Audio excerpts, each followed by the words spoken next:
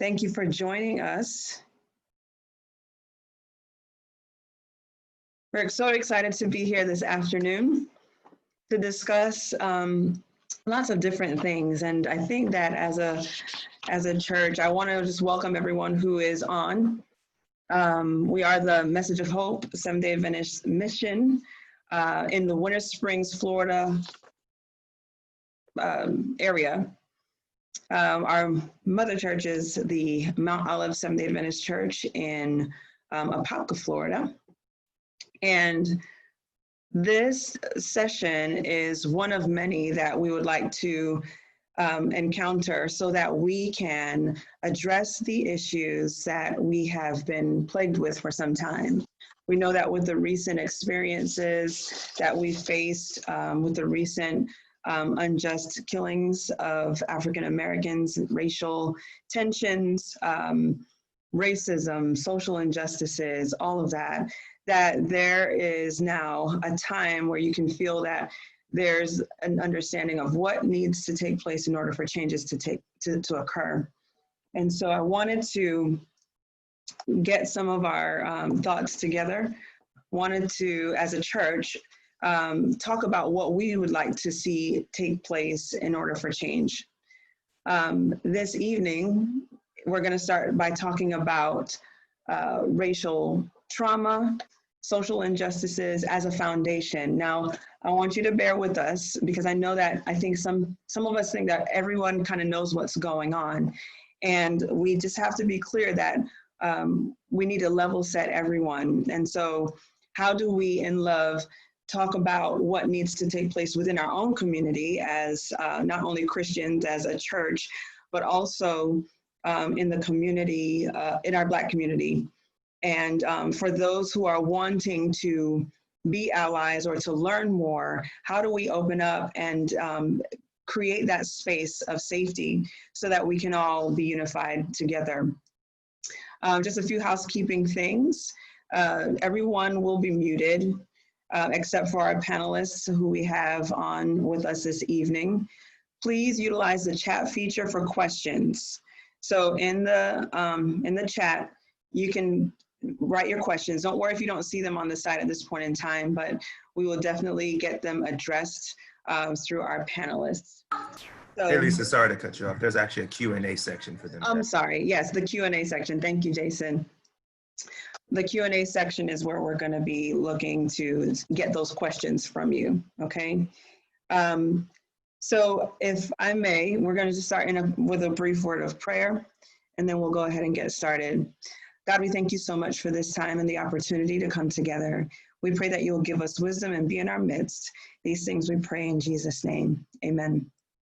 So we all know right now we're all like drinking from a fire hydrant. There's so much that's going on. And so I want you to understand that this session is to start to unpack some of the things that we need to address.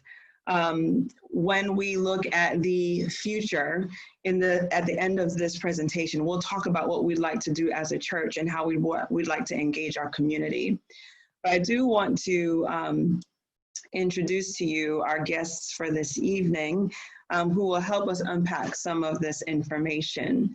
So we have again with us our own Shaynor Ishmael, who is a licensed clinical social worker and has worked in various aspects of mental health. She was with us during our COVID-19 discussion on anxiety and depression. She's extremely passionate about providing supportive counseling to improve the quality of life of each individual. She has her Bachelor of Science degree in social work and a master's degree in social work from University of Central Florida. And she's currently pursuing her PhD in human behavior. She is a psychotherapist and owns and operates the Inspired Counseling Center in the Orlando area. And she has also been willing to be part of our group therapy sessions that you'll hear about a little bit later on. We also have Cher Antoine, who is a technical writer at Florida Space Institute and a PhD student at UCF in Text and Technology program. She studies and writes about the intersection of race and digital technology, the way in which Black people have infiltrated and repurposed digital technologies for their identity politics, and how that engagement also reinforces racism, prejudice, stereotypes, and biases. And then lastly, we have Dr. Jason Hines, born in Philadelphia, Pennsylvania, and raised in Bloomfield, Connecticut. Jason graduated from the University of Connecticut in 2000 with a degree in political science. He then went to receive his Juris Doctorate from Harvard Law School in 2003. Jason did his law internship with the American Civil Liberties Union while studying at Harvard, and after graduation, he moved back to the Philadelphia area to begin his law career. Over the course of 5 years, Jason practiced at Deckert LLP and Blank Rome LLP in City Center, Philadelphia. In 2008, Jason decided to leave his career as a lawyer and enter academia. To that end, he enrolled at the seminary at Andrews University, and in 2014, Jason received a master's degree in religion with a focus in theological studies. That same year, Jason also completed his doctorate in religion, politics, and society from the J.M. Dawson Institute for Church and State Studies at Baylor University. Since 2015, Jason has been an assistant professor in the Healthcare Administration Department at Advent Health University in Orlando, Florida. And he teaches everything from ethical and legal aspects of healthcare, which is where I met Dr. Hines, and Christian ethics. And he is married to Lily Archer, and they have 2 daughters together. So I want to welcome you all. Thank you so much for your time here this evening. I know that for our members and other friends who are joining, whether it be via Zoom or Facebook, that this is going to be some time well spent. And I really wanted us to start to unpack a little bit about what it is to experience trauma. And we're hearing a lot of differences of opinions in our society at large about Black Lives Matter and, well, all lives matter, and, well, where do I fit in as a Christian in politics or social justice? And so it reminds me of as a healthcare professional. So for those who don't know, I am by profession a nurse, and have been a nurse for the last 17 years. I work in nursing administration for Advent Health in our Central Florida region. And I am a huge advocate for people and justice in general. So I look at this and I saw a cartoon, and it fit perfectly where, you know, someone is needing CPR, and then the person says, go and get help.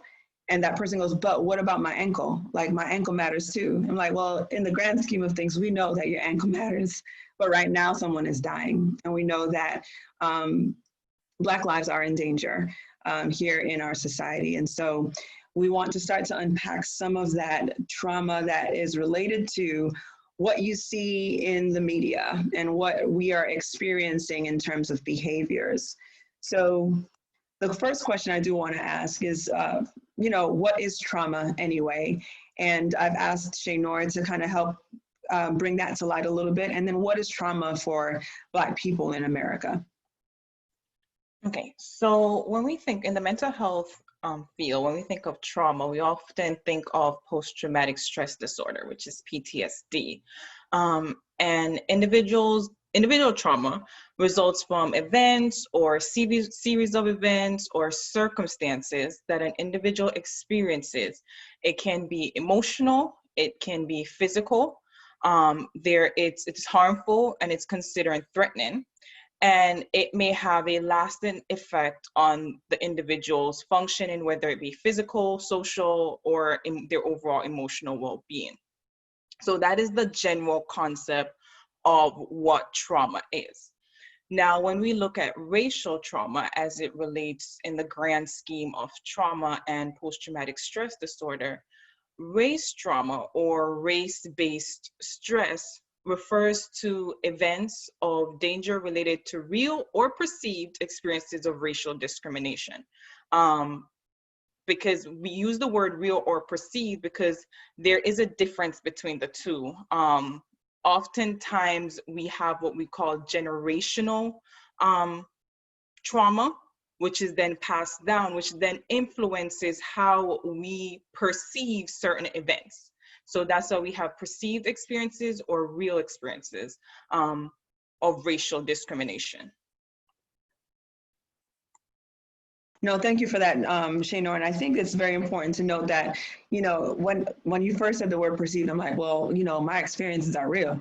My perception is reality. And I just want to be clear that what she's saying is that because of past experiences, or even you talk about generational, we all get the stories that are passed down, and not even just stories, but just experiences and what happens within your own like physiology, like your own body, where your perception then is colored by, or your perspective is colored by those experiences.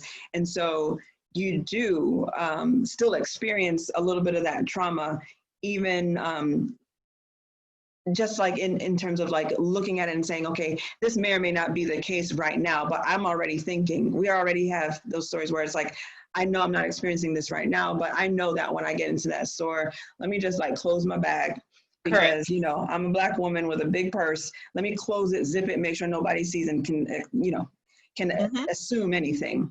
Exactly. But I think one of the things that you've also said was the generational trauma.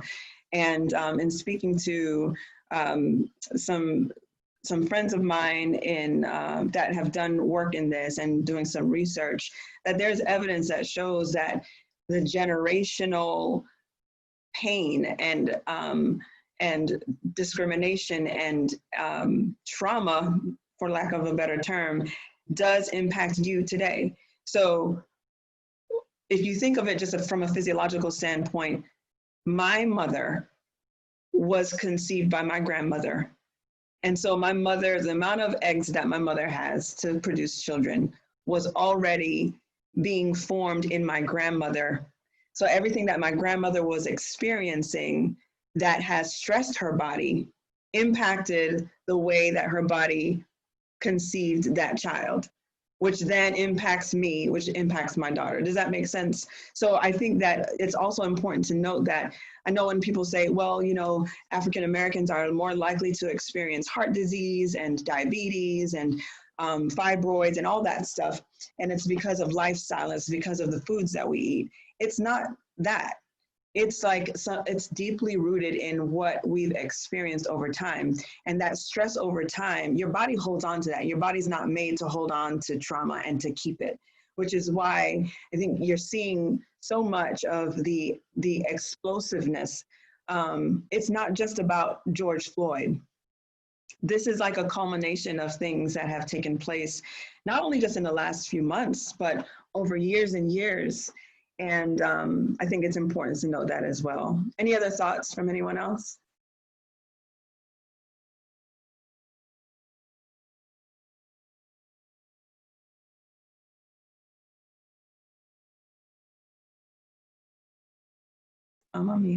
For those of you who are joining us right now, we thank you for joining. We are utilizing the Q&A feature of this discussion right now. So if you do have a question, please feel free to put that in the Q&A section and we can address it as well.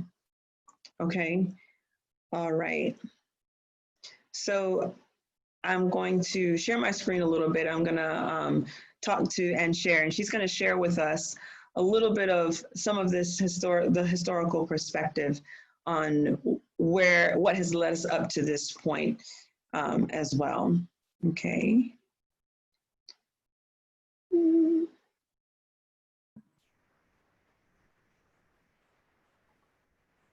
All right, go ahead and share. So, it's 50 plus years after the Civil Rights Movement. We've supposedly gained equality and equal access to healthcare, education, voting rights, owning property, being able to utilize different financial institutions, etc. And yet, in 2020, we're still rioting, we're still protesting. Now we're utilizing hashtags, Black Lives Matter. And the question is, how are we still here 50 plus years after the Civil Rights Movement, after 100 plus years, slavery has ended, segregation has ended, Jim Crow laws have ended. How are we still here? So Dr. Martin Dr. Martin Luther King Jr. He had a speech, he gave a speech at the Stanford University in 1967, and you could just read along with me because I know it's easier to read as opposed to listen to what I'm saying. And he emphasized his support for nonviolent tactics in the struggle for freedom and justice, and expressed his disapproval for riots, referring to them as socially destructive. So over the past few weeks, I've seen a lot of people refer to Dr. Martin Luther King Jr. and talk about how he was an advocate for peaceful protests and he didn't like violence, etc. But while that is true, in that speech particularly, he does say, however, certain conditions continue to exist in our society which must be condemned as vigorously as we condemn riots. But in the final analysis, a riot is the language of the unheard. And what is it that America has failed to hear? It has failed to hear that the plight of the Negro poor has worsened over the last few years. He continues to say, it has failed to hear that the promises of freedom and justice have not been met. And it has failed to hear that large segments of white society are more concerned about tranquility and the status quo than about justice, equality, and humanity. And so in a real sense, our nation's summers of riots are caused by our nation's winters of delay. And as long as America postpones justice, we stand in the position of having these reoccurrence of violence and riots over and over again. Social justice and progress are the absolute guarantors of riot prevention. So here he's saying that as long as there is injustice, as long as there is racial injustice, we will continue to see these riots over and over again. And I love the final line where he says, social justice and progress are the absolute guarantors of riot prevention, as in, when we have social justice and we have progress and we have true equality, then all these protests and all these riots that we are seeing right now will stop, because he does say riots are the language of the unheard. And as a church, I'm pretty sure most of us, we don't condone violence, we don't condone looting, but we need to understand why it's happening. It's because we still don't have equality. There is still an issue of racial injustice. And that brings us to our next slide, which talks about why there is still racism. So we may not be enslaved, as in working on sugar plantations or cotton plantations, and we may not be lynched in the sense of what we know lynching is, and we may not be segregated, and we may not be experiencing Jim Crow laws, but there is what we call systemic or institutional racism. And this basically says that it's expressed in the practice of social and political institutions. It's reflected in disparities regarding wealth, income, criminal justice, employment, housing, healthcare, political power, and education, among other factors. And I took this from Wikipedia. So systemic racism is less overt, which means that it's not easily recognizable because it is embedded within the institutions such as education and legal system that we use in our everyday lives, systems that should represent equality for all. So a lot of people don't know what systemic racism is, because for them, hey, we Black people are using the same things as us. They have access to education, they have access to housing, they have access to vote, they have access for property. Look at Obama, he became the president. So why are Black people still saying that racism exists? What is it that they want? And I remember this week seeing this white person argue on Facebook that his roommate at college had both parents at home and he was a foster kid. So he doesn't understand why Black people are saying that the opportunities that they're receiving or their circumstances is unequal and unjust. And we're about to show you a YouTube video. It's very short, about 4 minutes, that does a great job of explaining just how systemic or institutional racism works. Before we cut to that video, I just wanted to, we do have a question in the chat and we'll address it in a few. But I'm curious to hear about, when we look at, again, systemic institutional racism, that it's a collective. It's not just, I view Black people as inferior, or I don't like Black people. It's more than a feeling. It's more than that. It's more a collective of systems that are in place that are that are made to kind of, keep that level of oppression. Would that be a true statement? And anyone can answer. I think that's one way to look at it, and a fair way to look at it, Lisa. But what I would say is systemic racism, institutional racism, is the racism that no one has to do. Mm-hmm. Like it's the stuff that just happens. Mm-hmm. So I'm not sure where the video is going to go, so I don't want to steal the video's thunder. But No, I mean, go ahead. we Go can ahead. come back afterwards and talk about sort of like specific examples of how racism can be systemic. Mm-hmm. And once again, things that nobody has to do, at least, especially not now, which addresses one of the other major concerns that I feel like white people have, which is, well, I'm not a racist. I'm not, actively trying to do anything. And it's like, yeah, you don't have to. It's baked into the system, and because it's baked into the system, no one has to do anything except make the definitive steps to change it. That's what has to happen if we're interested in inequality. So for me, like I said, it is certainly collective in the sense that there were decisions that were made that brought us to this point. But the way I like to frame it for people who don't understand it is, these are the things that no one has to do. These are the things that just happen because this is the way the system is, and the system was set up to create people who did not have certain advantages and then people who did. Regardless of what happens in any individual case, to go back to the examples that we were talking about from Facebook and things like that. So sure, there may be individual white people who are, down on their luck or have rough upbringings or have all of those things, but we're not talking about any individual case. We're talking about the way the system is established.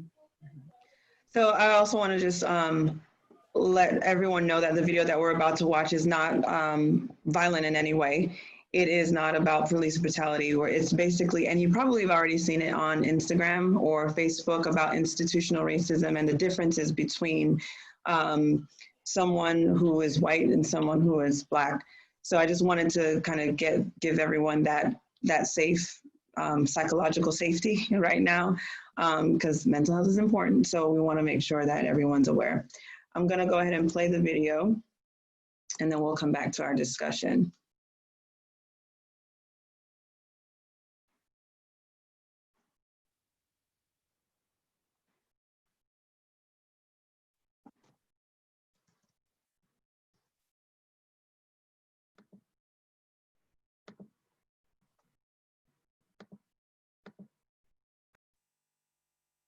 Yeah.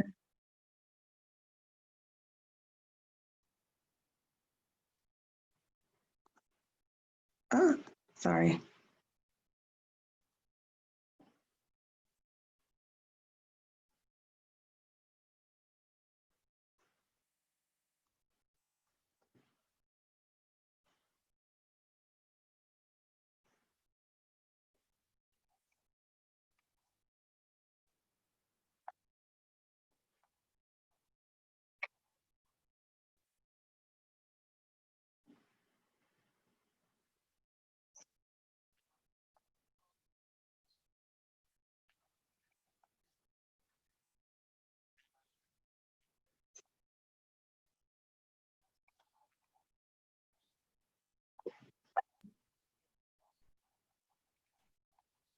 There's no sound, Lisa?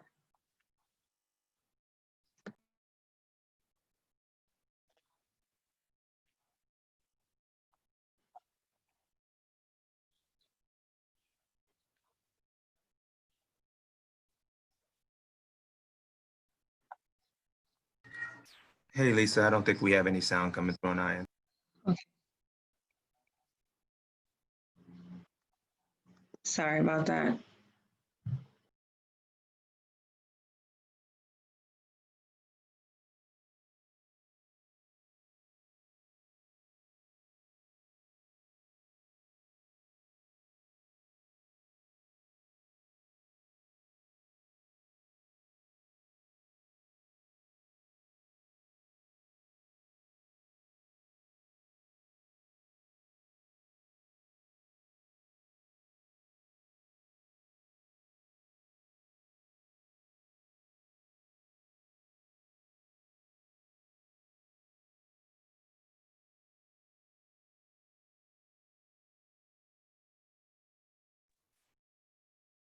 How do I enable my computer audio? It's already done. Okay, let me know if you guys can hear. No? No, I can't hear it.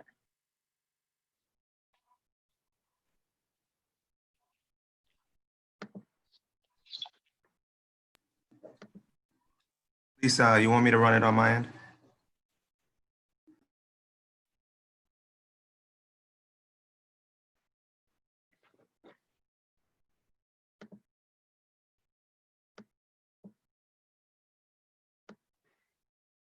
Okay, Jason, so if you can go ahead and pull that up. But while we were pulling that up, just a couple questions, because we mentioned collective trauma and having that. Okay. This is Jamal. Jamal is a boy who lives in a poor neighborhood. He has a friend named Kevin who lives in a wealthy neighborhood. All of Jamal's neighbors are African American, and all of Kevin's neighbors are white. Because Jamal's school district is mostly funded by property taxes, his school is not very well funded. His classrooms are overcrowded, his teachers are underpaid, and he doesn't have access to high-quality tutors or extracurricular activities. Kevin's school district is also funded by property taxes, so his school is very well funded. His classrooms are never crowded, his teachers are very well paid, and he has access to high-quality tutors and lots of extracurricular activities. Kevin and Jamal live only a few streets away from each other. So how come they're growing up in such different worlds with such different opportunities for success? The answer has to do with America's history of systemic racism. To understand it better, let's look at what life was like for Kevin and Jamal's grandparents.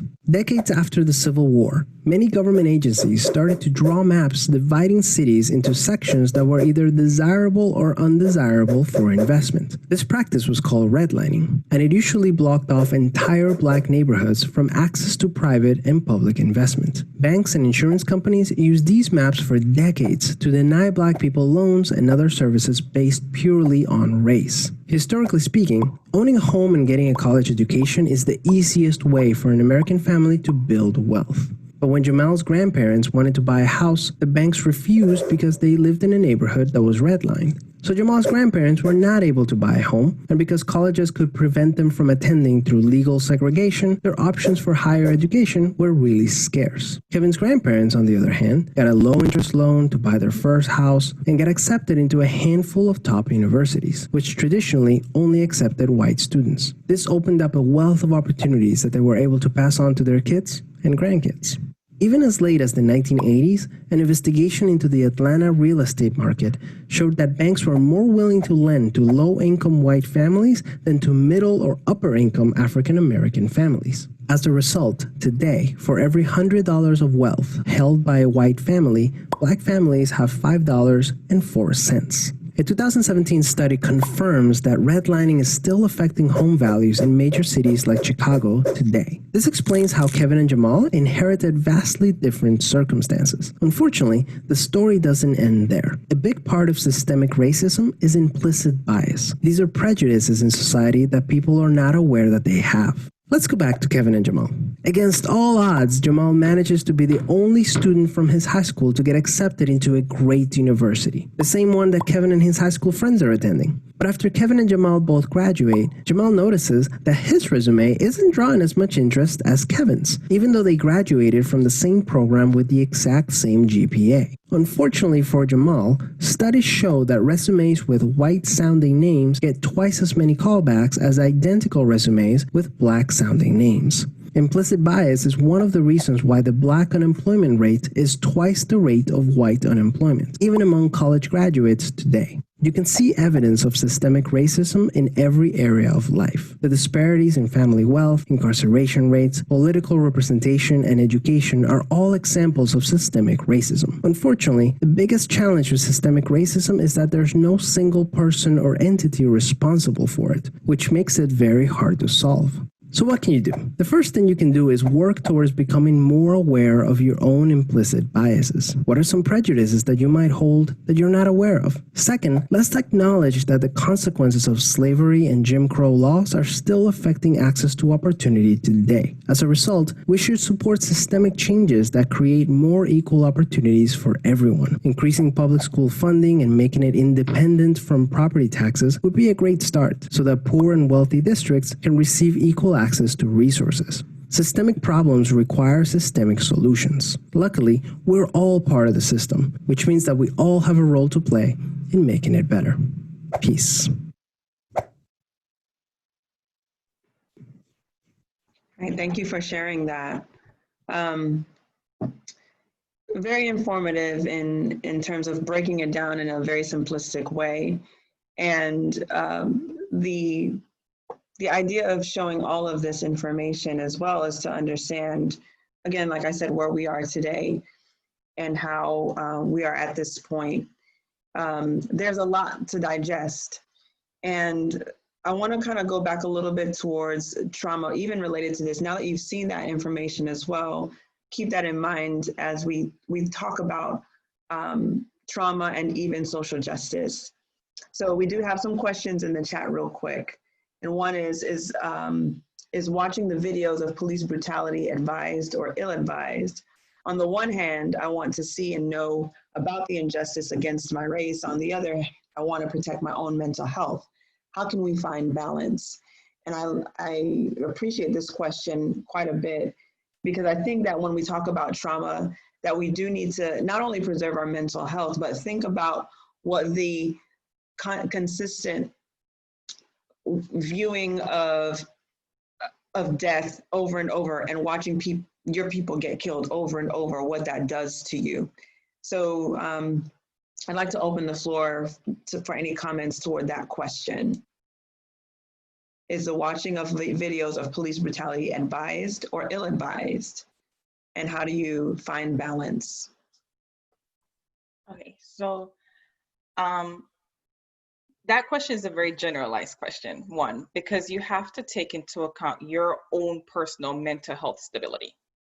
So to answer that question in such a general form is a little difficult because there are certain individuals who have the mental tenacity or mental resilience to be able to compartmentalize those videos and continue on with the fight for justice or continue on with their normal routine, so to speak, for lack of a better word, even though they've seen those videos.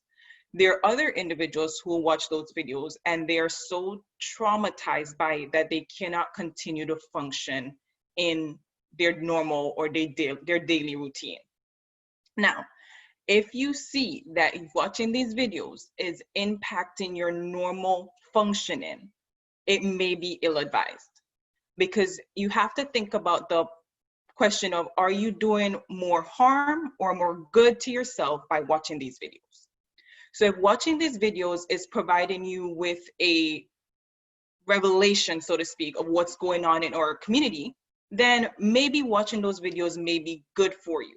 However, if watching these videos is causing you mental harm, into the fact where you can't sleep at night, where you're constantly, we're constantly in a state of some form of anger over these videos at some point. But if you are unable to control those emotions after watching those videos, it may be detrimental to you. You may be doing more harm to yourself than good from watching those videos. From personal experience, I personally have stopped watching those videos. And I accidentally came across one 2 nights ago while scrolling, because on Facebook, they'll just start playing. And I stopped it because we have to stop re-traumatizing ourselves at some point in order to protect our own mental health. I know I am fully aware of the state of our nation. I do not need to continue to watch these videos to inform me of the state of our nation. So to me, watching those videos will not create any additional knowledge that I don't already have. So that is the way you have to look at it. Like I said, this is a very individualized question, and it would take some psychological digging to understand if for you personally, this video would be beneficial to watch or not. But you have to take a mental health kind of a checklist. Mental health checklist, pros and cons. What are the pros in watching this video? What are the cons in watching this video? Is this video going to cause me more good, or is this video going to cause me more harm? And to kind of piggyback of what you were saying, Shanor, there is also the flip side to that in terms of sharing videos and the visuality of sharing videos, because I'm currently putting together ideas to write this paper for publication talking about the visuality of violence on Black bodies or Black people and what that reinforces.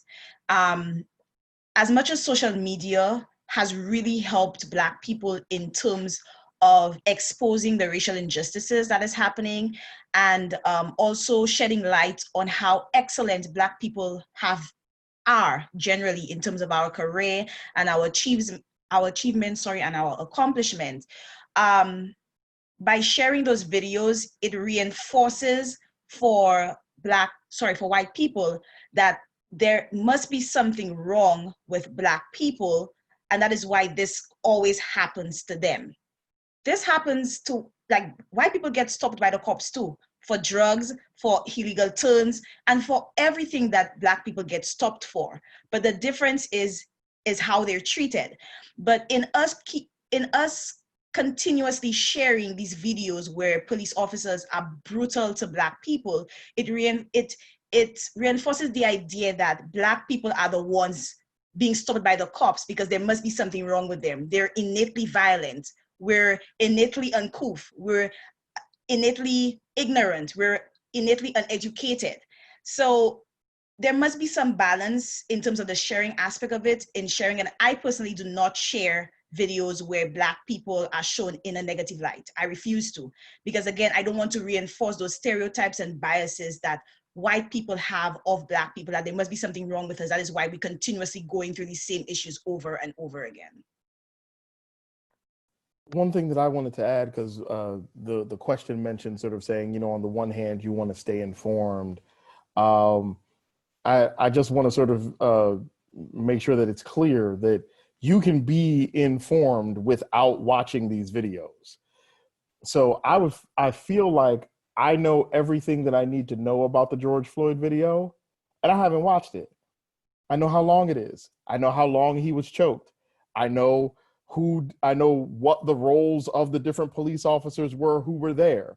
I know what was happening in the crowd. And all of that is from reading, which, at least for me, is inherently less traumatic. I sort of have taken the same stance that the rest of the people on the panel have. I don't watch these videos unless I absolutely have to. There are times when I'm writing about some of these things, and so depending on what I'm writing and the points that I need to make, I may say to myself, okay, well, I have to watch this one. So for example, I watched the video of Philando Castile's murder because in order for me to write about it the way I wanted to write about it, I had to watch it. I wrote about George Floyd for Spectrum, the blog that's I don't want to call it an Adventist blog because it's not run by the church, but an Adventist affiliated blog. And I did not have to watch the George Floyd video to say what I wanted to say about it. So as Shaynor said, you have to decide for yourself your ability to handle it. And then also what is the purpose and the reason for you to need to see it. For me, I just sort of have this general thing where I don't want to actually watch human beings die. I think that's like a violation. Like I'll watch a movie, but I know all of those people are living.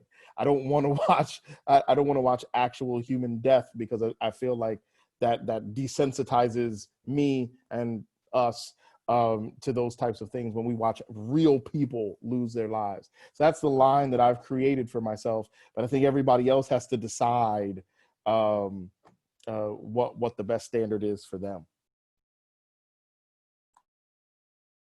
Thank you all for your insight on that. I think very well said, because we do have to keep in mind, and I know that people are concerned overall about staying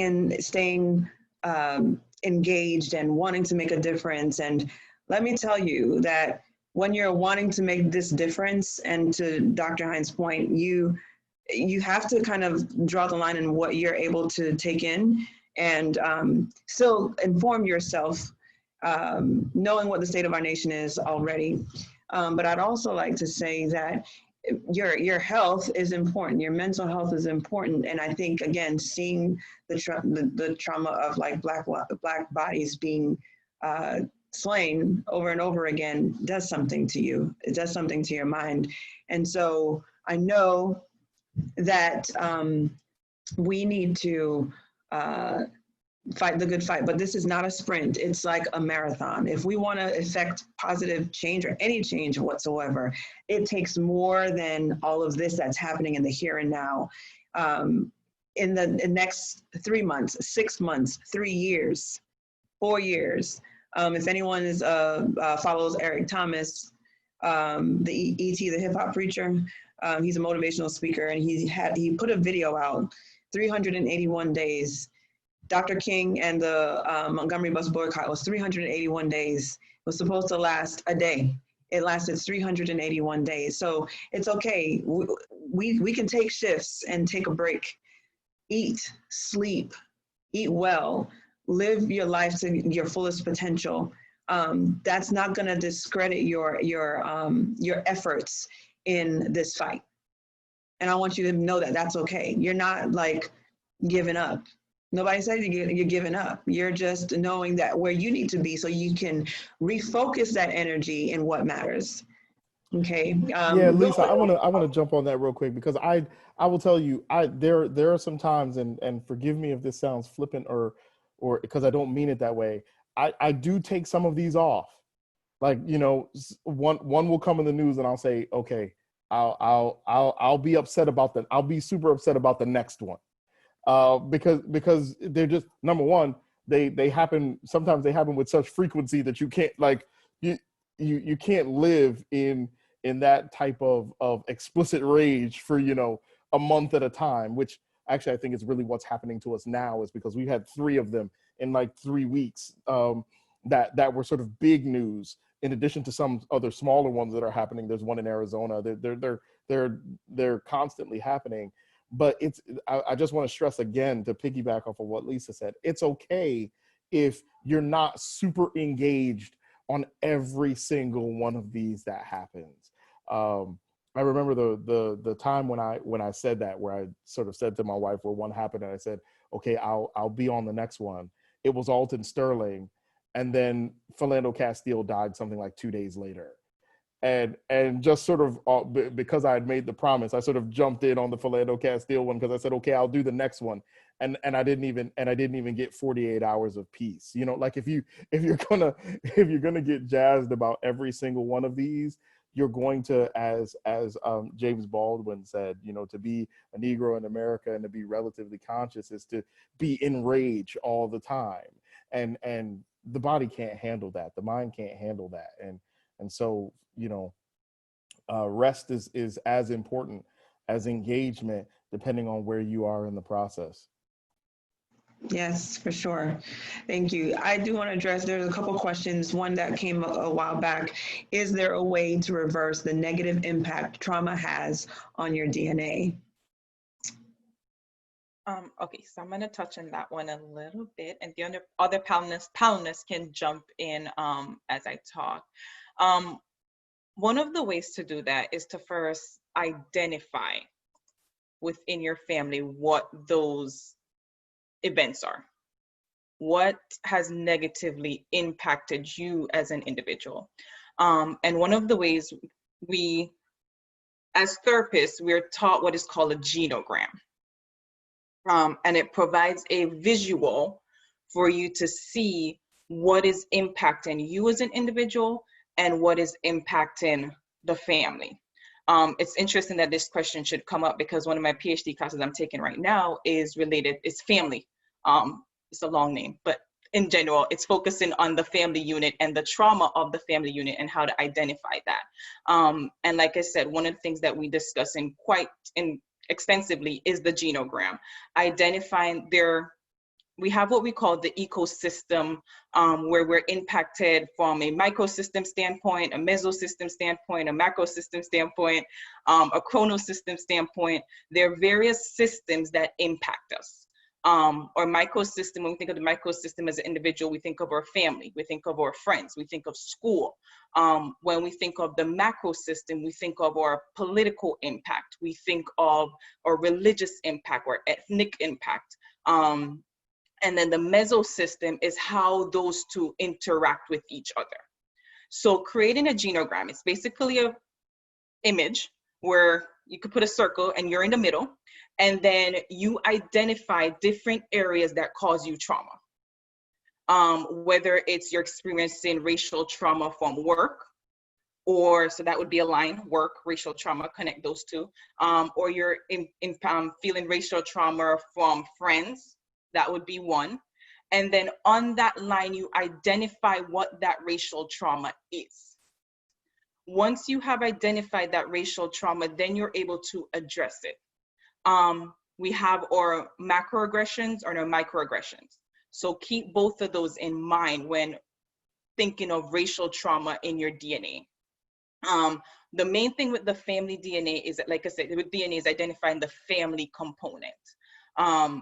Speaking with your parents. I know a lot of the times parents, speaking of my own also, they try to protect their children, right? And they try not to disclose some of the racial trauma that they have experienced in a sense of trying to protect the child. But at the same time, you can be doing your child a disservice because they don't know what they're up against. So speaking with your parents or older adults, talking with your parents, your grandparents about the experiences that they had, the racial discriminations that they had to endure.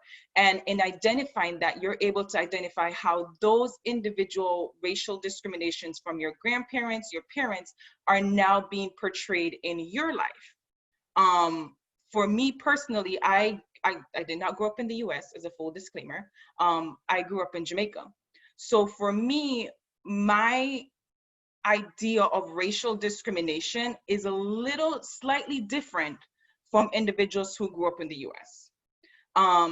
It's funny because I was speaking with my mom a few days ago, and we were talking about racial discrimination in Jamaica, and we identified it's more of a colorism and a class discrimination.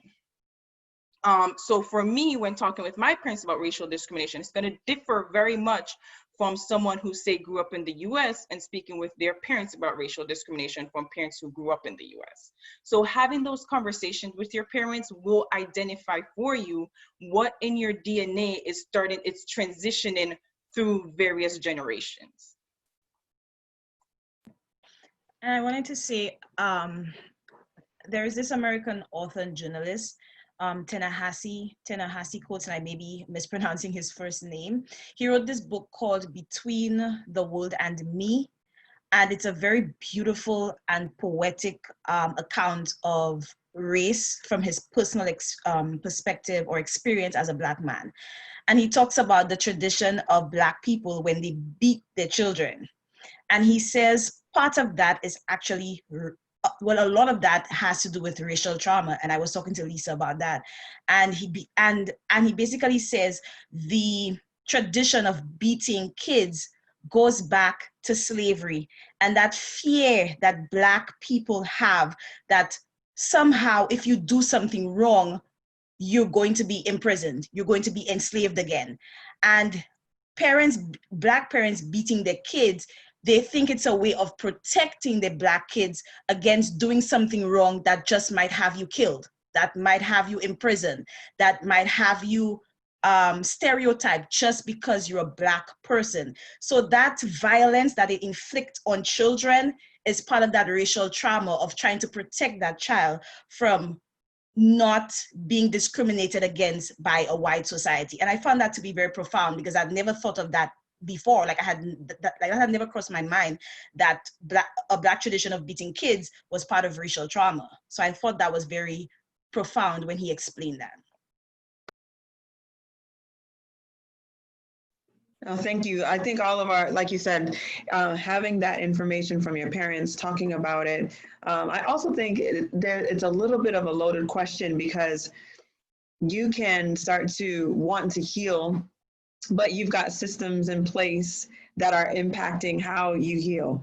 You know what I mean? So if you're trying to do personal healing from a microcosm or micro level, that macro system still impacts your ability to move forward with the healing. If it's still ripping open that scab and tearing open that wound, it's gonna be a while. And it's gonna take some time and intentionality on both fronts, from an individual standpoint and what my individual responsibility to my community is, so that I can affect those changes. We're going to talk a little bit, like I said, about that, and I know we're coming up on about an hour, and I think it's okay. We've got a lot of questions to cover, and so I'm asking you to stick with us. Question from the chat: when did lives of Black people become political? How do we draw the bold line between the two for others who try to connect them? I think that's Dr. Hines. Yeah, so the short and somewhat flippant answer to your question, Danielle, is that Black lives in America became political in about 1787. When we decided to codify the worth of a human slave, of a African American slave, of a Black slave, that is when Black lives became political. And so as long as we've had rules that have governed Black bodies specifically, the Black body is a political thing, unfortunately. So you end up with 1785, you end up with 1863, 1865, the passage of amendments that give freedom, the Civil Rights Act that gives freedom. All of these things are about what is happening with Black bodies. So to answer the secondary question about how we draw a line between the two, that part is going to be very difficult to do because of the history. We're always going to have to be dealing with the Black body as a political thing. The line drawing for us has to be not systemic, but personal. And in my estimation, sort of a retaking of that space for ourselves as a community, almost in contravention of what is going on from a political perspective. But the history of this nation means that we will not ever be able to fully disassemble in the way that white people don't think about themselves as political fodder, as it were. We're never really going to be able to get away from that. And we, to a certain extent, don't want to get away from that, because it is that usage that is actually a sign of progress. As we look at how the Black body has been liberated politically over time. Now, once again, we're not all the way there. We got a long way to go. But from a political perspective, we're going to need to keep the concept of that because it helps us to more clearly delineate the freedom that we're supposed to have.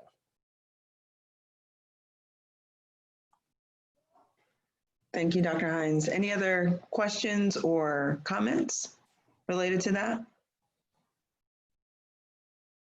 All right, we're going to pivot the conversation just a little bit, but before we do, I just want to read something really quickly related to trauma, because I think that's why, we give this information to understand the why, to understand the stories, and not taking for granted that everybody knows what really and truly is happening in America, what has happened in the past. And I'm reading an article that essentially talks about the implications of trauma from a generational standpoint, like we talked about earlier.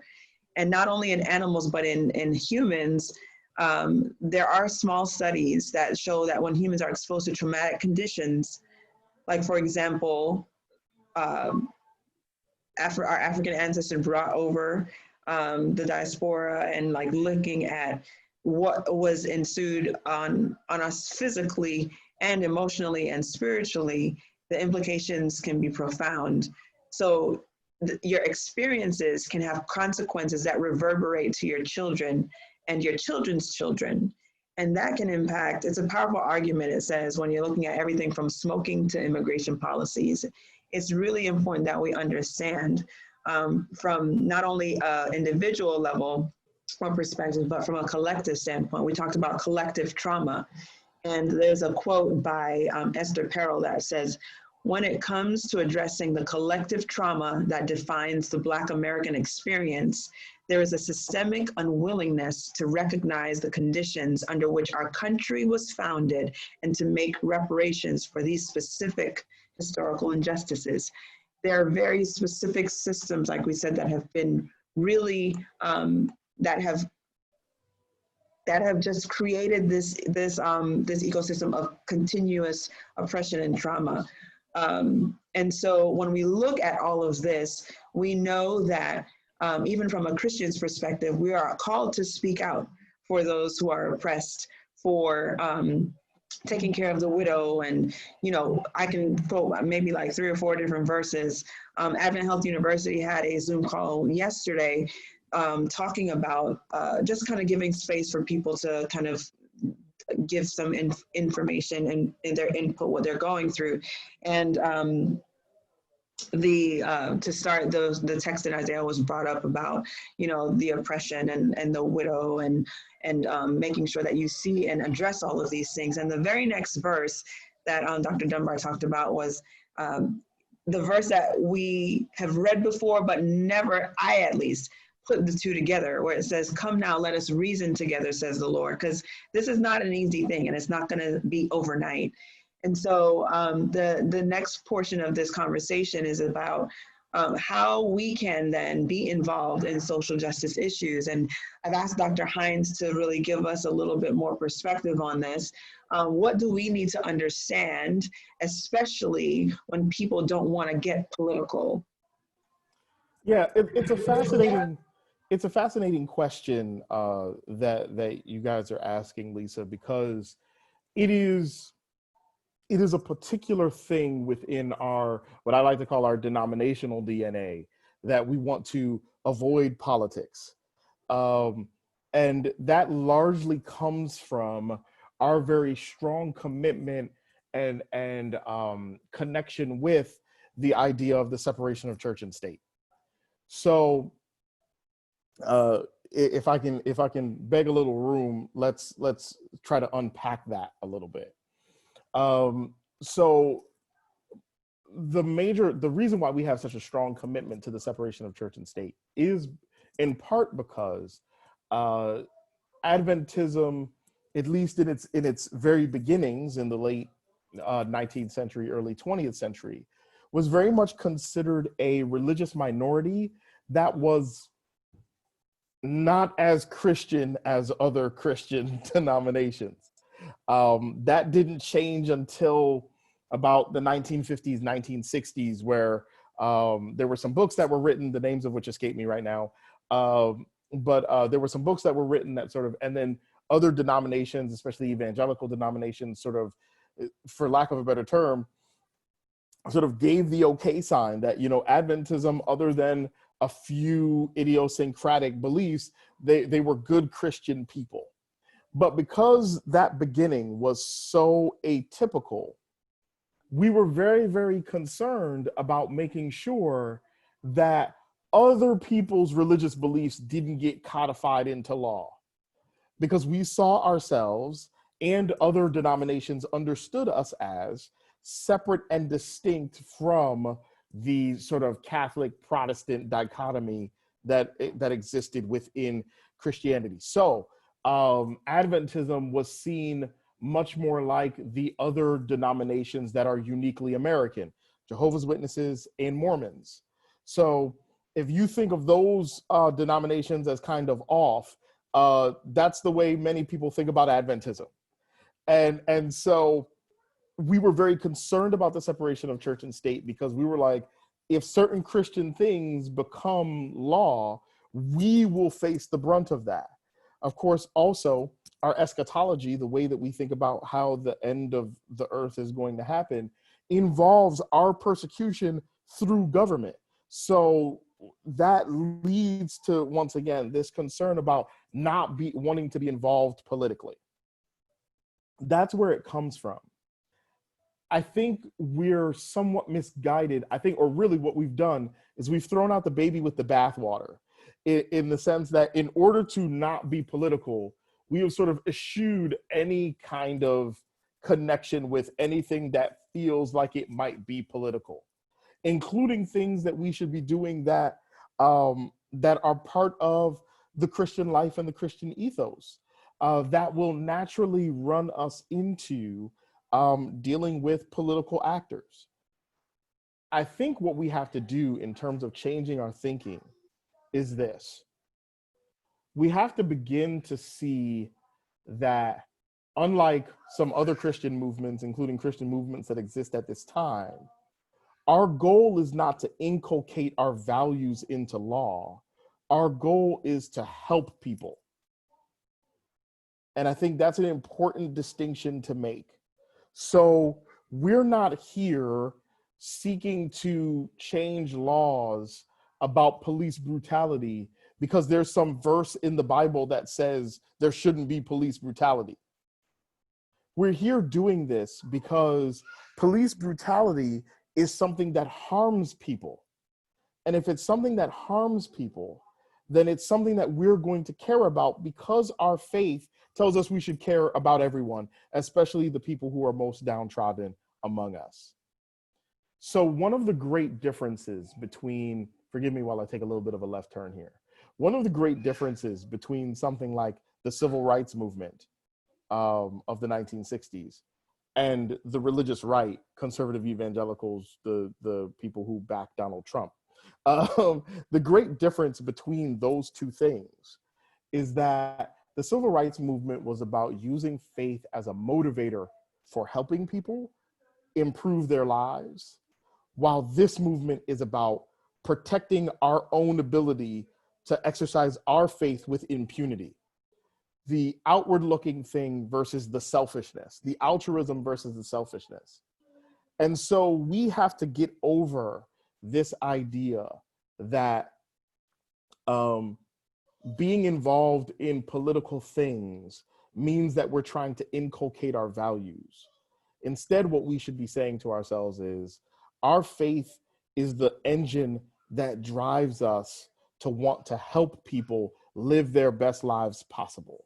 And that is in line with the ethic of Jesus and the Gospels. That's in line with the early church and the apostolic movement. That is in line with every great positive thing that Christianity has done throughout history. It has always been about faith as a motivator to improve people's lives in the here and now, as opposed to faith using the arm of the state to protect itself.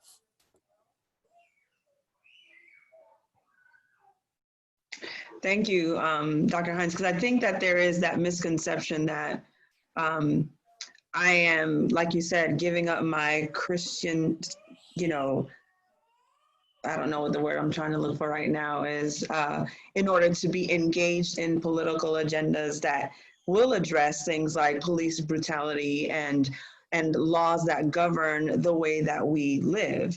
I think that as a church, and church meaning us all as individuals, we are called upon to really influence the government. If you're looking at like the kingdom of God, the kingdom of God is not like when he comes only. It's us as we live here. Because if we ain't getting it right now, we ain't gonna get it right later, right? So when we look at myself as an individual, what introspection do I need to start to take note of? And then what engagement do I need to be part of? And then my family, and then the church, who then should be impacting our community, right? Which should then impact what we do from a government standpoint. So, yeah, it's a fascinating thing, Lisa, because we often tend to think of being politically active as writing our congressman or trying to lobby the government for some particular law. And that is certainly the aspect of politics that gets the most noise, that gets the most coverage, that does those types of things. But politics is bigger than that and broader than that. And so there are things that we can do that put us in the political space, but are not as heavy-handed. So anytime we engage the public about an issue, I would argue we are being political actors. And there's nothing wrong with that. You live in this society too, and to remove yourself from it under some, I would argue, misguided notion that we have to stay unspotted from the world, I think is not in line with, as I said, certainly the ethic of Christ, who was engaging society and different levels of society in almost every action. So I would say we need to find the ways that we can affect this issue that actually have, or that don't seem to have anything to do with politics. So if we have an issue with police brutality, what kind of discussions have we been having with our local police department about that? Like, where are we on that? Have the police been to our church? Have they sat down and been in conversation with us? Have we been in conversation with them? What is our presence like? Even if we say nothing, what is our presence like in the community and in the things that the community is involved in?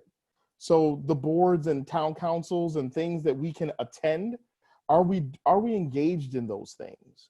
Because those are ways for us to affect society without having to be political.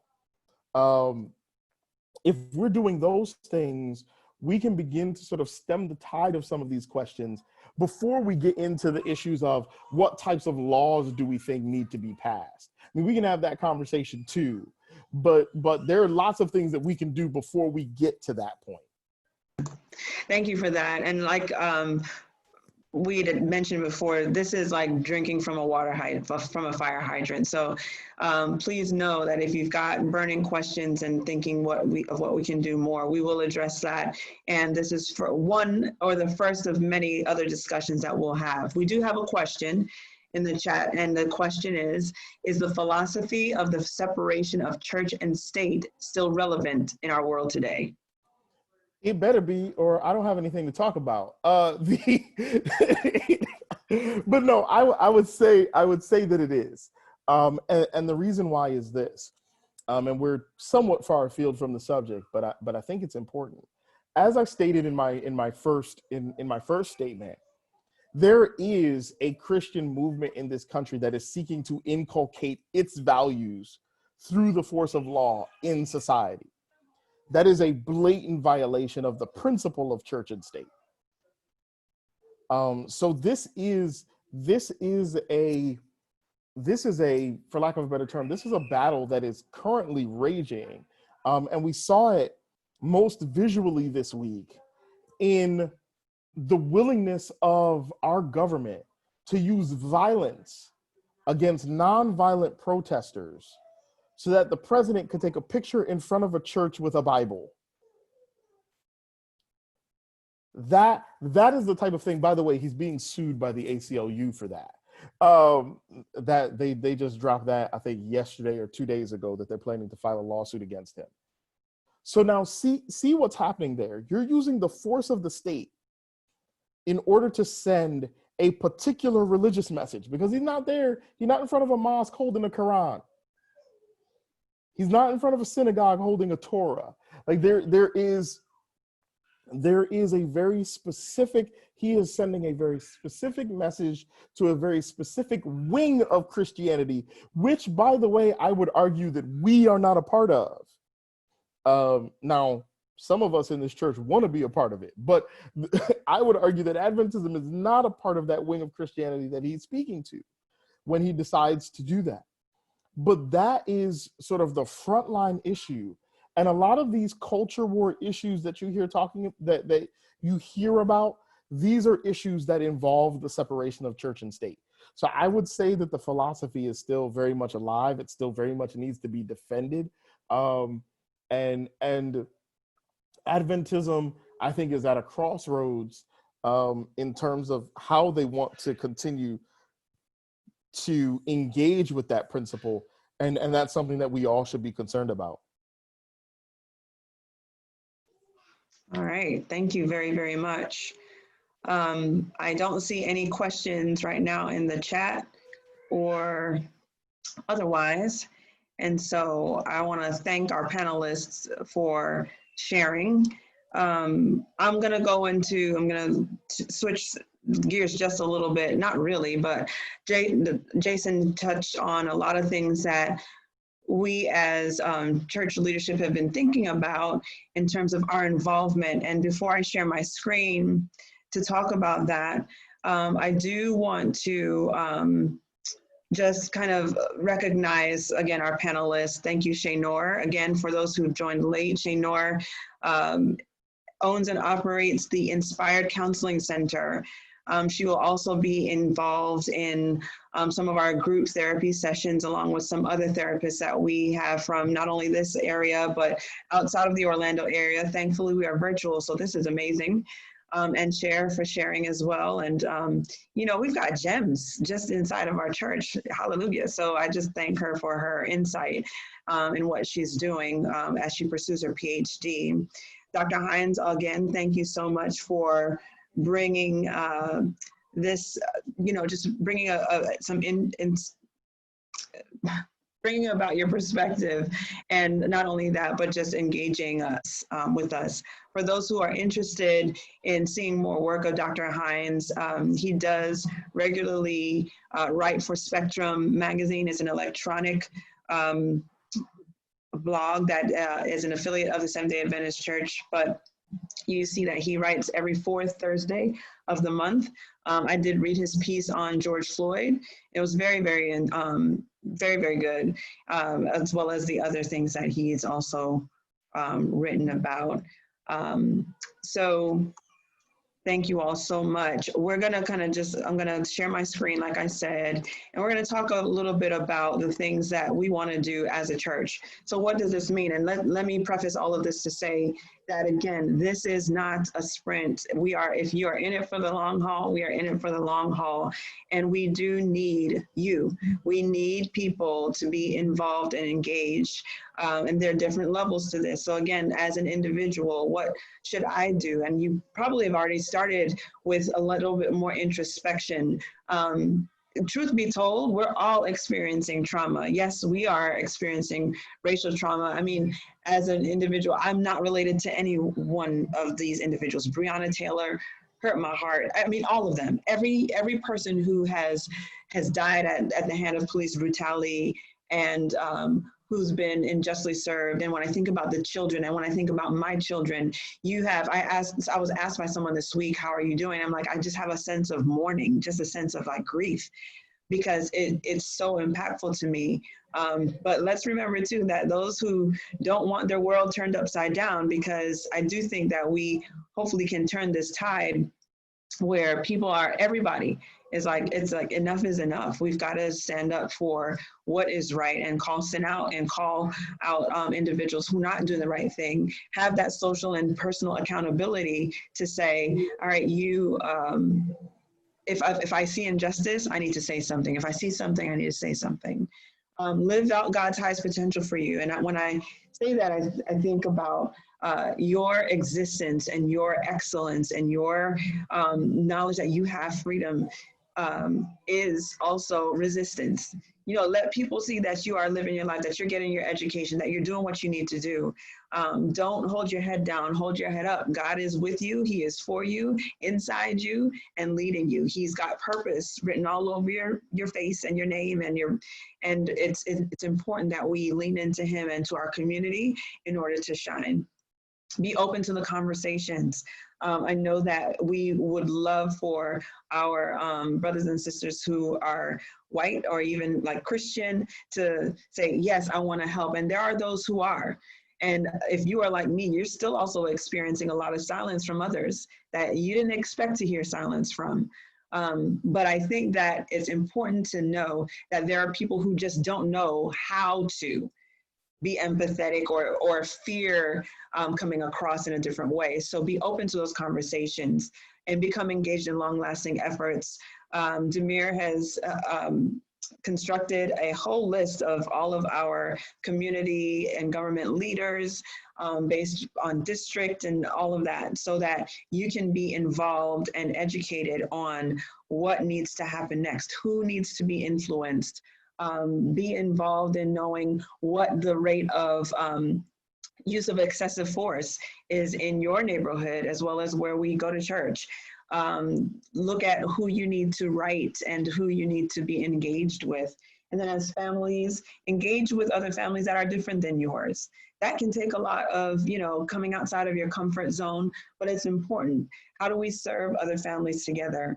And how do you support your local church and be informed of issues? And as a church supporting families, definitely having space, having a safe space to have healing conversations. And how do we influence or become involved in local government? So here's what we want to do, and Chiron talked about it a little bit this morning during the announcements, but we've established a committee to address specific initiatives related to social justice and just in general. How do we become more engaged with these different things? So definitely education and therapy are important. It's important, it's important, it's important. Not only educating ourselves and our community as a church, but also thinking about our education system. How can we get involved in what is being taught in our school systems and having a voice when it comes to that?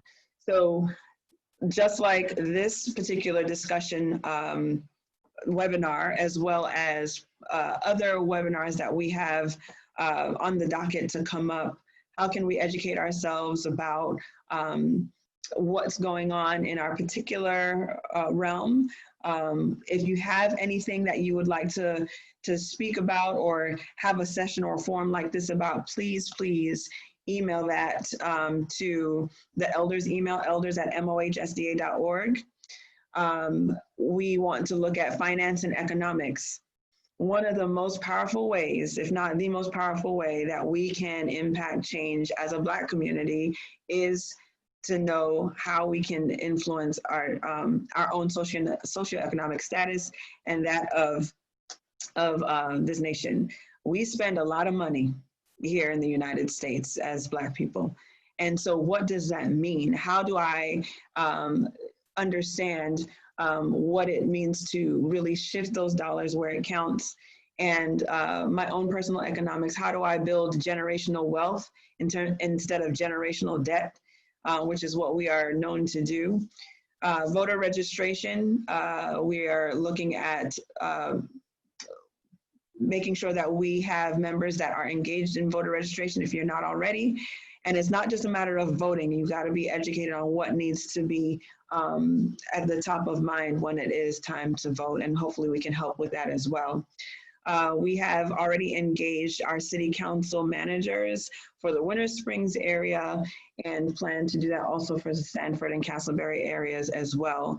And so we need to know if any of our members are open and willing to attend these council meetings and help to kind of keep our body informed when you do attend. But we do want to make sure that we have a regular presence and relationship with our city council members, as well as our police department, as well as our mayor. We did reach out, like I said, to city council manager who is forwarding our request to the Winter Springs mayor to actually have some discussion in this type of forum as well, and they are open to that. So pray that we can see that come to reality. So the committee that has been culminated will address or be governed by the operations team, as well as our elders and Pastor Ware and others. So The lead or our liaison and organizer is Jasmine Jones. Myself looking at the bucket of education and therapy, Kevin Plochet looking at finance and economics, Jonathan Joseph, voter registration and anything related to that. Involvement in government and city councils is Chiron Whitaker. If you are interested in any of these initiatives, or if you have ideas, or if you want to be involved, please reach out to any one of these people that you see here so that we can get your name. I already have a couple people that I'm thinking of that I'm going to be texting after this in terms of the therapy piece and education. And so that was the first initiative. Then, as you saw today, we did a statement letter and video that we released on our social media platforms that went out today. We are also wanting to connect with our other churches and community leaders, and we've been doing that actively.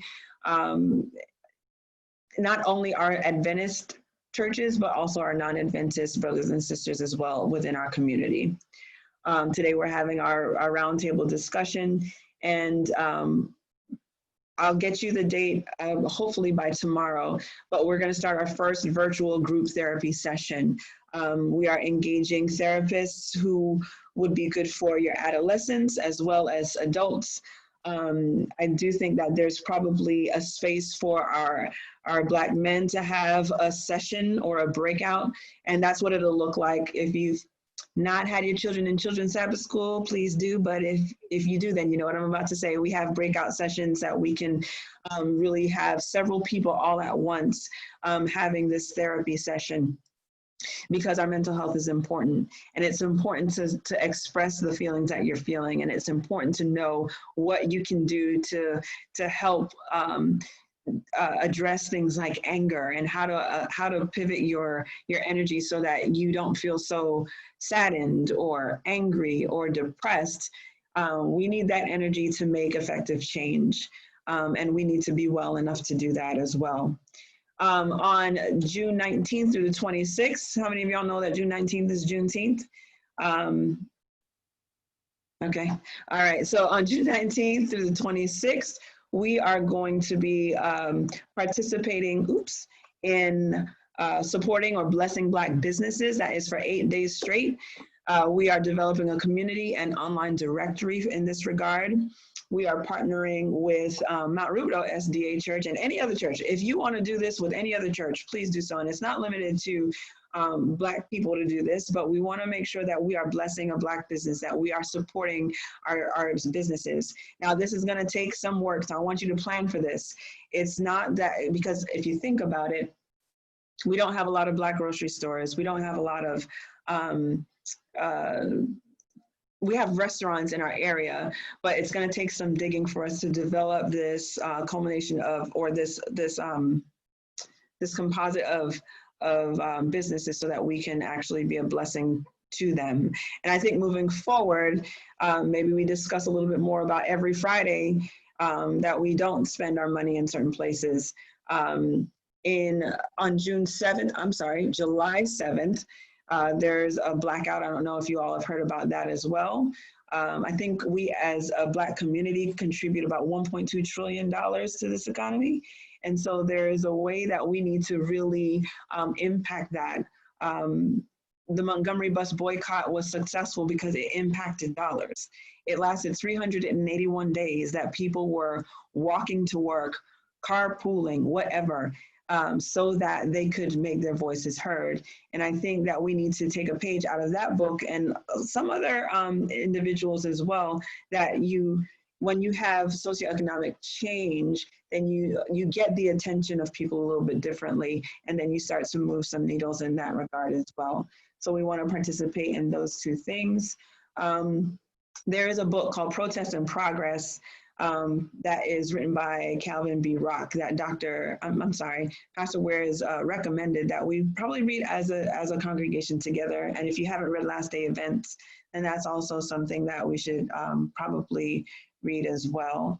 But it's going to take all of us together to do this. And so I just want to make sure that we are all on one accord when it comes to our ability to incite change and to address the things that we have in terms of a people in our own congregation, in our own denomination, to really just like we have a common goal. And so let's go ahead and make sure that we are operating on all cylinders.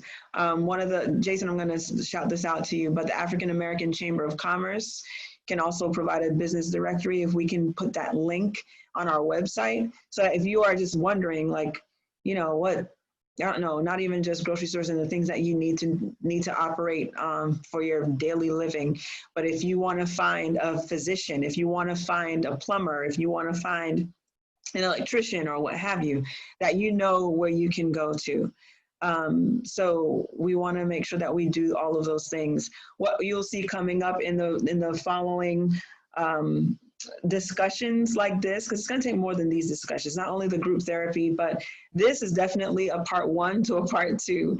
When we were developing the questions, we were like, this is way too much. And obviously we're over time, but I think it was good that we had this conversation. We are also looking at, like I said, Kevin, John, or whomever, finance and economics, when it comes to voter registration. If you need to be registered before, I think there's the 20th of July. So if you are not registered to vote, we will help you do that. We will help you also become involved and clear on the issues. And I think those are questions that we can definitely bring up. If you have other questions about anything, please let us know, because this is a collective effort. So we all are in this together. Hold on one second, Shana. Okay. This video, we are recording this as well. So it's live on Facebook now, but if you go to MOH or Message of Hope's YouTube channel, you'll be able to see the playback. That was a question. All right. Go ahead, and share. That's okay. Someone asked a question on Facebook, but I don't know if we want to table it, because it was actually for Dr. Hines. I don't know if you want to table it or like put it towards a. Okay, we can go ahead. Okay. So the person asked, Dr. Hines says our role is to help people as opposed to writing or changing law. And he said he's paraphrasing here. But what is the point in just helping people and not engaging in changing laws when some of those laws give the police the wherewithal to practice or continue this brutality? Okay, that is I would say that's a mischaracterization of what I said. I said that there's a space to help people, and then there's a space to change law. What we don't want is law that is inculcating our particular values into society as Adventists. That's what we're not trying to do. Obviously, we'd be interested in changing laws that better people's lives and stop violence and stop police brutality and all of those things. The point that I was making was there are a bunch of steps that we can do before we have to get to that point, and we should definitely be actively engaged in doing those things. And so I appreciate the question, because I appreciate the opportunity to sort of clear up any misperception there. The argument was not we should never be interested in changing laws. That's not what I would want people to take from what I said. Awesome. Thank you for clarifying that. All right. Just to piggyback off of what you were saying about the resources, so I'm also like putting together like a resources packet in terms of like readings, because people also need to like understand why we're doing what we're doing in terms of voter registration, finance, education, therapy.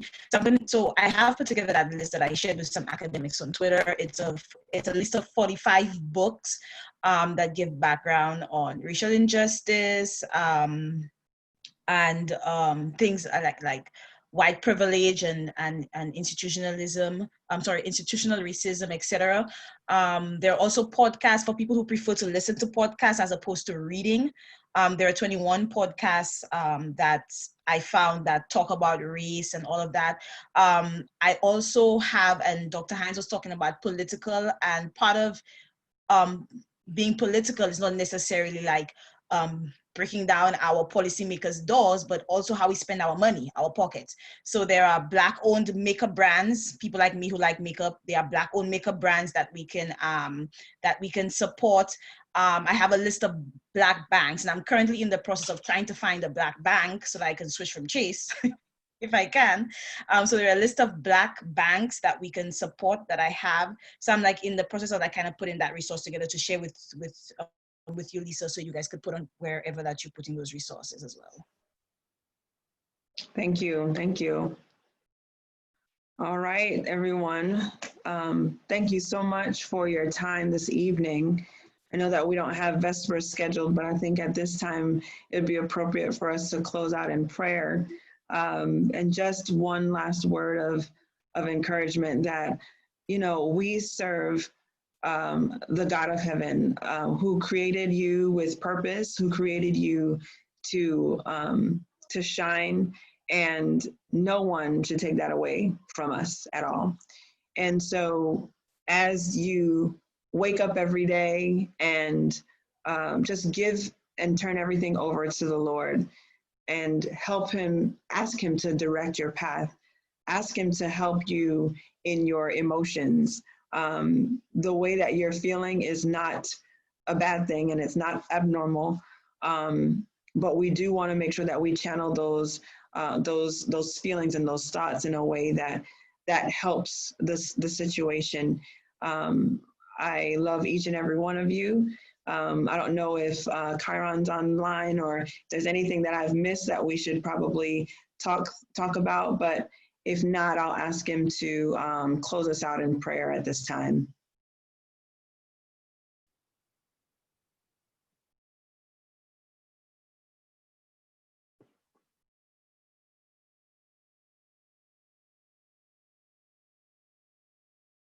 He's coming.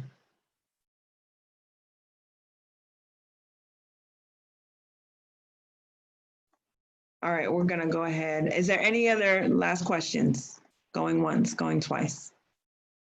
So we will put onto the website also those 4 initiatives, like I said, education and therapy, finance and economics, voter registration and that understanding, as well as our involvement, engagement with our local government. And of course, prayer. Of course, prayer and fasting. And next Friday, as a reminder, we are fasting and praying together as a family to continue to give us guidance for God to do what we can't do of our own within ourselves and within our community. And we'll have all the other information forthcoming. Let's bow our heads.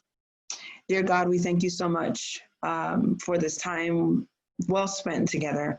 We thank you for insight. We thank you for just allowing us to express our feelings, allowing us to understand our role a little bit more. Lord, I pray that you will help us and break our heart for what breaks yours, God. Protect us and guard us, I pray. Be with all of the families that are represented here today and those who weren't able to join. I pray that you will continue to give us insight and perspective and a greater understanding, first and foremost, of your love, because we know that at the end of the day, you would not choose that any should perish, but that all should come to repentance and everlasting life. So God, I pray that you will help us to be your hands and feet where we are today. We thank you for all your many blessings. In Jesus' name we pray. Amen. Thank you, everyone. Have a great evening and rest of the Sabbath. Bye-bye.